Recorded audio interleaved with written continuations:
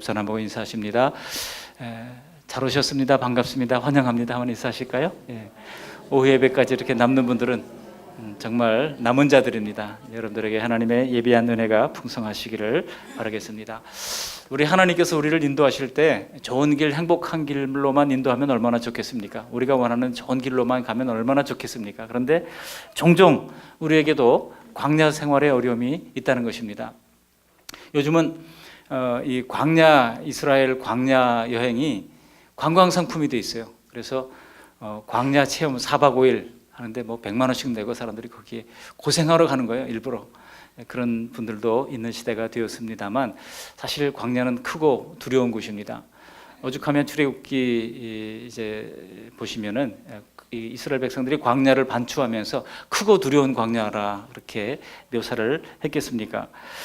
이스라엘 백성들이 출애굽한 이후에 약속의 땅 가나안으로 가는 길에 이 광야를 돌아서 가게 하십니다. 근데 사실 이제 블레셋이 있는 그 해변 쪽으로 올라가면 불과 40-50km면 바로 가나안 땅으로 들어갈 수가 있습니다. 근데 하나님께서는 그 길로 인도하지 않으시고 홍해길로 돌려서 180km를 삥 둘러서 가게 하십니다. 그것도 금방 들어갔던 것이 아니잖아요. 거기서 계속 이제 이들의 그 숙소를 천막을 쳤던 곳을 지도를 그려보면서 나가면은요, 마치 지렁이가 계속 반복해서 뺑뺑이를 도는 것처럼 그렇게 광야를 하나님께서 그들을 돌리셔서 어렵게 가나안 땅으로 가도록 인도를 하십니다. 근데 하나님이 도우시는 길 아니었습니까? 하나님이 도우셔서 출애굽했잖아요. 하나님이 도우셔서 애굽의 종로로 돼서 해방하게 하셨잖아요.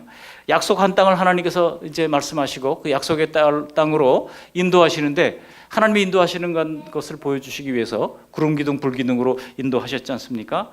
그렇다면 왜 하나님께서 광야길로 인도하시는가? 이럴 때는 여기엔 분명히 무슨 이유가 있다 하는 것을 우리가 알 필요가 있습니다.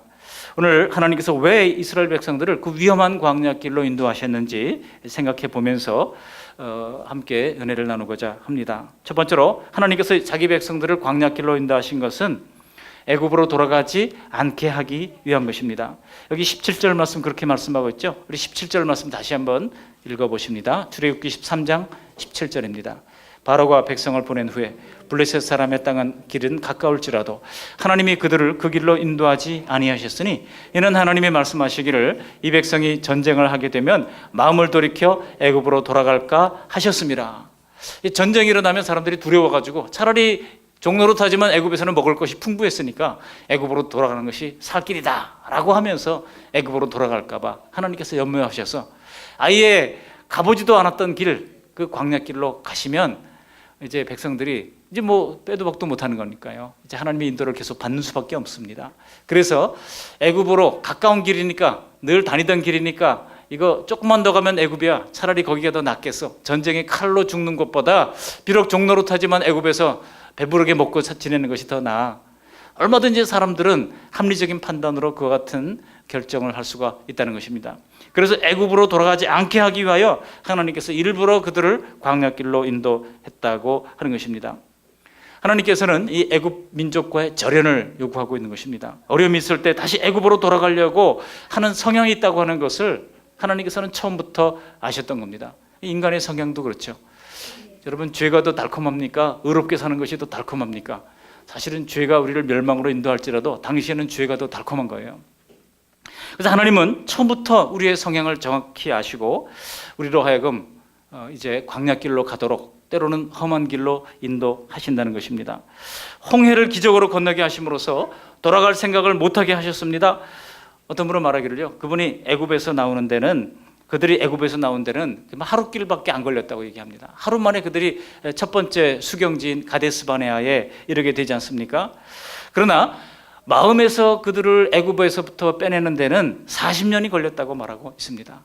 그러니까 육신적으로는 하루밖에 안 걸리는 길이었지만은 마음 속에서 그들이 애굽과의 이 죄악된 삶을 절연시키는 데는 40년의 시간이 필요했다고 하는 것입니다.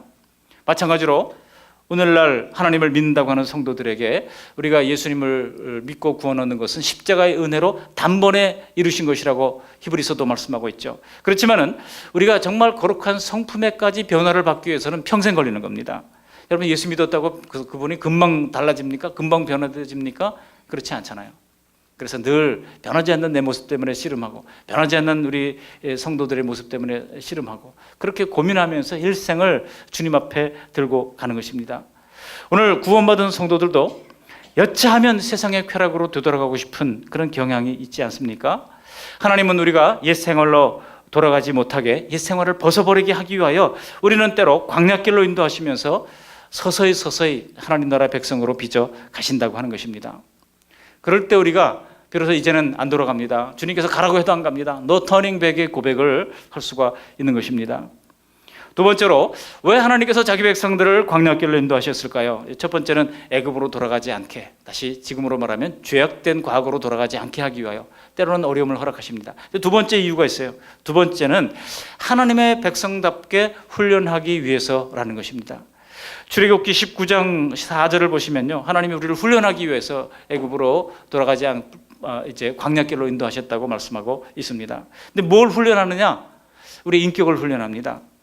하나님의 백성의 생활 규범인 율법을 광야에서 주셨잖아요. 춥고 덥고 목마르고 배고픈 광야 생활을 통하여 이스라엘 백성들은 매일매일 겸손히 하나님을 의지하는 법을 배우게 하신 것입니다. 제가 겨울에 눈이 올 때 설악산 대청봉에 올라갔던 적이 있습니다.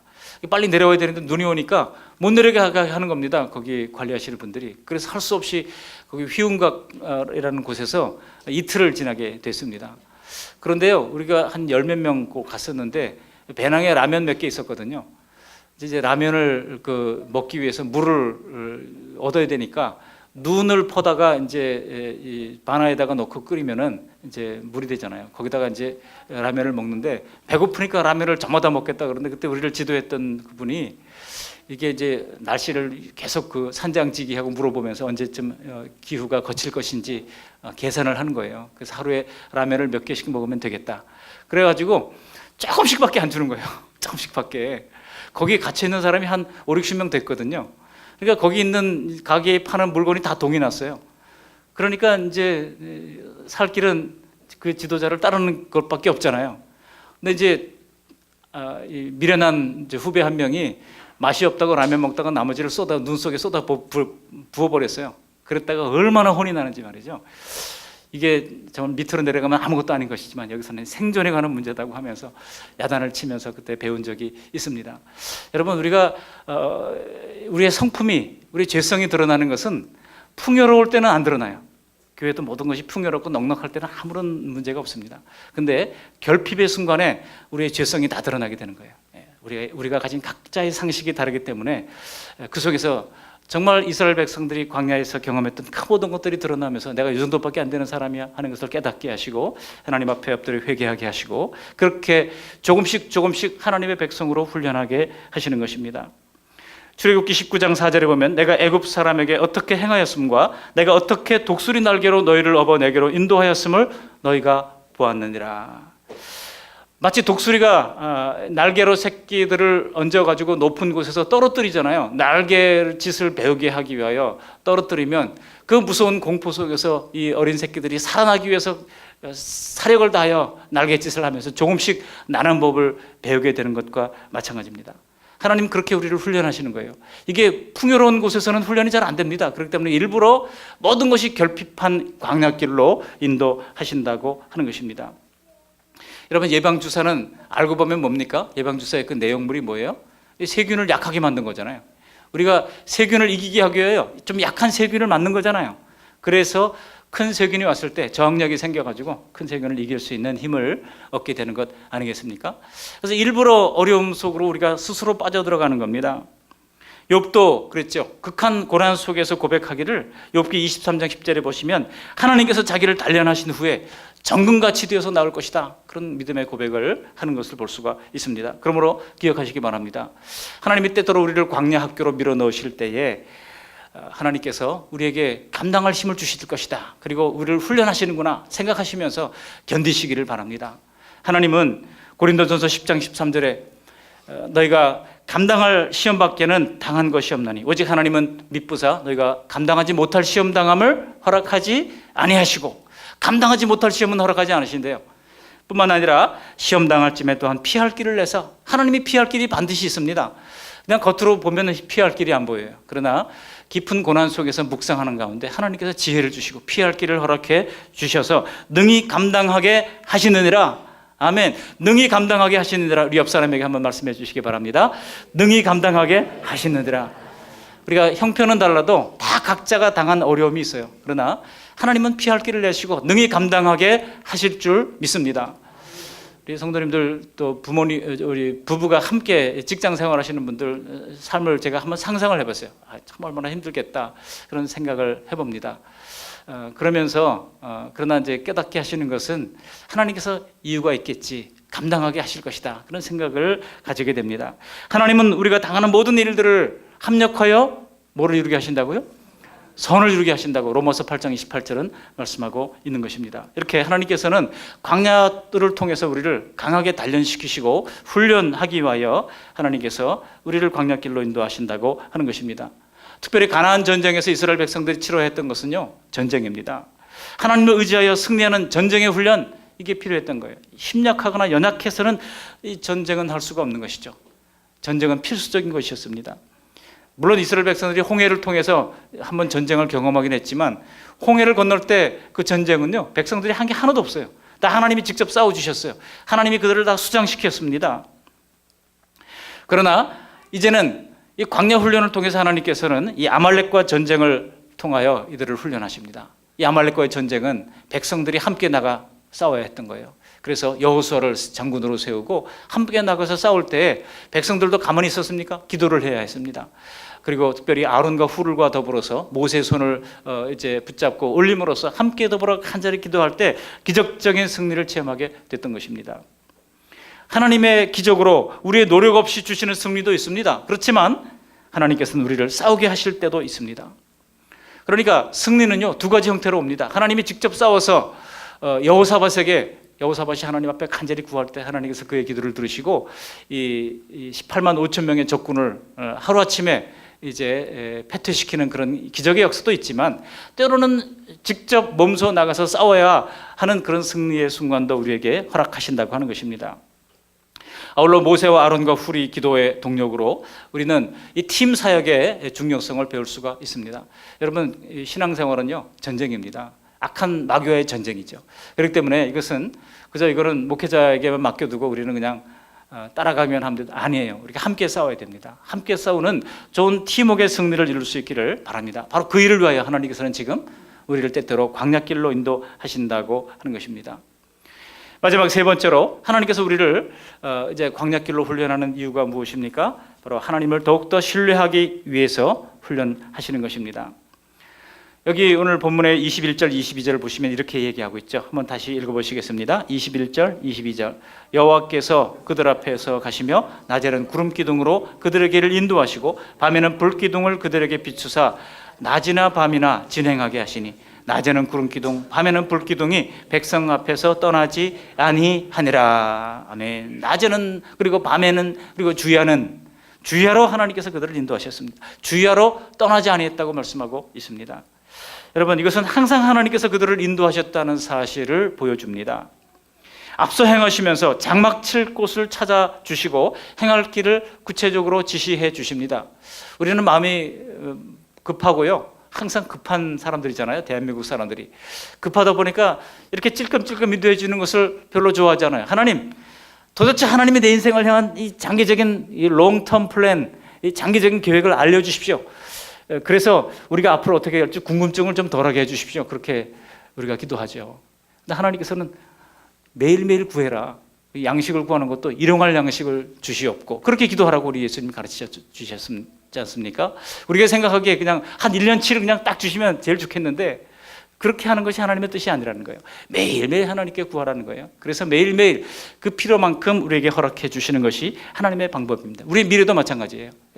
10년 후의 미래를 다 알려주시는 것이 하나님의 뜻이 아니라 매일매일 하나님의 인도를 받으라고 주님께서 말씀하고 있는 것입니다. 왜 그렇습니까? 그 일을 통해서 전적으로 하나님만 신뢰하도록 하기 위함인 것입니다. 제가 파푸아 뉴기니에서 오신 우리 선교사님 그 간증을 들었어요. 얼마 전에.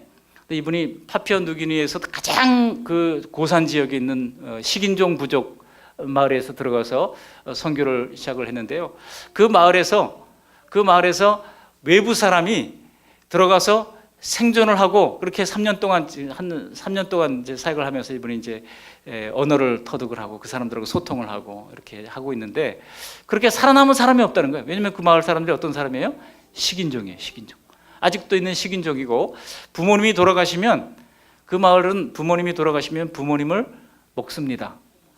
부모님을 장례를 지내는 게 아니라 이제 의식을 해서 장례를 치르고 그 다음에 팔을 잘라가고 다리를 잘라가고 하면서 다 온 동네 사람들이 나눠 먹어요. 이런 지역입니다. 그렇게 사람들이 잘 먹어주면 맛있다고 잘 먹어주면 이제 장례가 잘 됐다고 생각하고 그 다음에 이제 돼지를 잡아서 마을 잔치를 하고 이런 거예요. 근데 사람들이 그 뭐 늙은 맛이라서 별로 없다고 별로 기분 안 좋아하면 잔치고 뭐가 없는 거죠. 이런 동네에 이제 들어갔으니 그래서 참 얼마나 힘든 동네였겠습니까? 그런데 그 지역에 들어가서 아무튼 복음을 증거하고 역사하는 그런 일들이 있었는데 이분이 뭐 이루 말할 수 없는 어려움들이 있었잖아요. 근데 하나님께서 꼭 필요한 만큼 그 아이들이 갑자기 학교 다니다가 중학교 다니다가 이제 그쪽으로 이제 들어가게 되는데 아빠 거기 학교 있어? 학교가 있긴 뭐가 무슨 학교가 있습니까 거기에? 나 공부는 어떻게 해야 돼? 야, 하나님이 시켜주실 거야. 그렇게 우리 그분 선생님 문송 선교사님인데요. 문송 선교사님이 그렇게 사역을 하면서 아이들을 또 그 미래를 하나님께서 다 책임져 주시고 열어 주셨던 것을 봅니다. 여러분 머리가 쭈삣할 때가 얼마나 많은지 몰라요. 하나님은 지금도 살아계십니다. 하나님 지금도 정확하게 살아서 역사하시는 분이십니다. 그 문송 선교사님이 좋은 직장 다니다가 갑자기 하나님께서 그 마음에 감동을 주셔서 이제 신학교를 가라고 하는 음성을 듣고 신학교를 갔는데 옛날에 등록금이 없는데 하나님 이거 어떻게 됩니까? 라고 그랬는데 어떤 변호사를 찾아가라고 하나님께서 기도 중에 말씀해 주시더래요. 그래서 그 변호사를 찾아갔대요. 한 번도 생전에 본 적도 없는 이름도 모르는 그런 변호사를 찾아가라고 찾아가서 나 신학교 가야 되는데 등록금이 없는데 하나님이 여기 가라고 그래서 왔다고 그랬다는 거예요. 그래서 그러냐고 그러더니 봉투를 하나 주더래요. 그래서 이제 그때 뭐 등록금이 뭐 옛날이니까 등록금이 뭐 39만 8천 원인가 뭐 그랬는데 저 봉투를 열어보니까 정확하게 38만 9천 원이 딱 들었더래요. 그래가지고 이거는 두려운 겁니다. 이거는 그 누가 그걸 세서 주겠습니까? 근데 그 변호사가요, 그 변호사 부모님이 목회자가 되기를 그렇게 소원을 했다는 거예요. 근데 이분이 이제 사법고시를 패스하고 변호사가 되니까 목회자가 되도록 그렇게 등을 밀어줬던 부모님이 마음이 변했어요. 그래서 자꾸 아들을 너 목회자가 되는 것보다 변호사로서 훌륭한 좋은 장로가 되고 그렇게 섬기는 것이 더 좋다고 자꾸 얘기를 하는 거예요. 그래서 아들이 목회자를 포기하고 변호사가 됐는데 마음 한켠에는 뭐가 있어요? 내가 주의 종이 됐어야 되는데 이거를 못한 것이 늘 빚진 마음으로 있었어요. 근데 갑자기 꽁돈이 하나 생겼어요. 그래가지고 봉투채로 놨다가 혹시 이거 필요한 사람 주라고 그러나 보다 그렇게 생각했어요. 근데 바로 그날 점심 때 이분이 찾아간 거예요. 그래가지고 딱 주시는데 정확하게 필요한 만큼 주시는데 머리가 쭈삣하고 하나님의 살아계심이 두려워지기 시작하면서 그 다음에 확신이 드는데 하나님의 학교도 없고 아무것도 없는 문화시설이고 아무것도 없는 잘못하면 이 사람들에게 잡혀먹을 수도 있는 그런 마을로 들어갔지만 하나님께서 그 속에서 지금도 아직도 살아서 계속해서 사역을 감당하고 있습니다. 하나님은 살아계십니다. 하나님은 그런 순간들을 통해서 지금도 우리의 삶을 매 순간 매 발걸음 인도하기를 원하고 계시는 것입니다. 왜 광야길로 인도하십니까? 그렇게 순간순간 하나님 말을 신뢰하도록 하기 위하여 광야길로 인도하는 것입니다. 여러분 광야에서는요 인간이 가진 이 세상의 지식, 명예가 아무런 소용이 없어요. 제가 군대에 있을 때 그 대학원 졸업한 친구들, 제가 대학 4학년 때 군대를 갔기 때문에 조금 다른 친구들보다 좀 늦게 간 편이에요. 그런데 대학원 다니는 친구들이 논산 훈련소에서 건빵 때문에 쌈박질을 하더라고요. 건빵 가지고 저 치사하게 말이지 건빵 하나 때문에 이렇게 공부 꽤나 했다는 친구들이 이렇게 막 치유받고 싸우는 모습을 보면서 참 한심하기도 하고 그게 현실입니다. 부족한 가운데서는 배고픈 현실에서는요 그 건빵 하나가 소중한 거예요. 그리고 그것 때문에 쌈박질도 할 수 있는 겁니다. 여러분 그런 가운데 우리는 광야에서는 아무것도 없거든요. 오직 물을 가지고 생존할 수 있는 것인데 그 물도 계량을 해야 됩니다. 오늘 내가 어느 정도 물을 마시면 이제 오늘 하루를 견딜 수 있다. 오늘 다 마시고 싶죠? 다 마시면 내일이 없는 거니까 나누어서 마시고 어디서 또 물을 얻게 될 수 있는지를 계산하고 다니는 거죠. 여러분, 그렇기 때문에 하루하루 매 순간 하나님의 은혜를 구할 수밖에 없는 것이 바로 광야라고 하는 것입니다. 광야는 일교차가 심해서요, 밤에는 또 굉장히 춥습니다. 그럴 때 하나님께서는 어떻게 인도하셨어요? 불기둥으로 인도하셨잖아요. 불기둥은 단순히 어둠을 밝히는 빛으로서의 기능만 하는 것이 아니고 추위를 이겨낼 수 있는 온기의 역할을 하는 것이 불기둥의 역할이기도 한 것입니다. 하나님은 우리의 목자로서, 때로는 아버지로서, 그리고 때로는 왕으로서 항상 우리를 지금 이 순간도 돌보고 계시고, 또 주일로부터 시작되는 한 주간의 모든 삶의 순간순간마다 우리를 선한 길로 인도해 주십니다. 우리의 모든 길, 그 발걸음을 임마누엘로 함께 하시면서 인도해 주십니다. 이 사실을 신뢰하시면서 성령의 인도를 한 주간도 받아서 승리하는 우리 모두가 되시기를 바랍니다. 말씀을 정리합니다. 우리의 삶에 하나님의 광야 학교가 있습니다. 우리 속에 있는 세속적인 옛사람을 빼버리시기를 바랍니다. 세속적인 과거의 애굽의 그 모습들을 빼버리시기를 바랍니다. 애굽의 죄성을 버리고 천국 백성답게, 그리고 그리스도인답게 예수 그리스도의 의로 옷 입는 우리 모두가 되시기를 바랍니다. 하나님 나라 백성다운 인격을 훈련합시다. 영적 전쟁을 위한 전사로서 믿음의 훈련을 잘 감당합시다. 하나님의 주권적인 인도와 돌보심을 믿고 의지하시기를 바랍니다. 광야 생활을 주신 하나님께 감사합니다. 광야 생활에도 불평하기보다 도리어 감사함으로 이것을 맞이하는 성숙한 우리 그 말씀 양육교회 모든 성도님들이 다 되시기를 주님의 이름으로 축원합니다. 아멘. 고맙고 감사하신 하나님, 하나님께서 자기 백성들을 광야길로 인도하신 것은 애굽으로 돌아가지 않게 하기 위해서입니다. 죄의 길, 죄의 도성으로 돌아가지 않게 하기 위하여 우리를 광야길로 인도하시는 것을 감사합니다.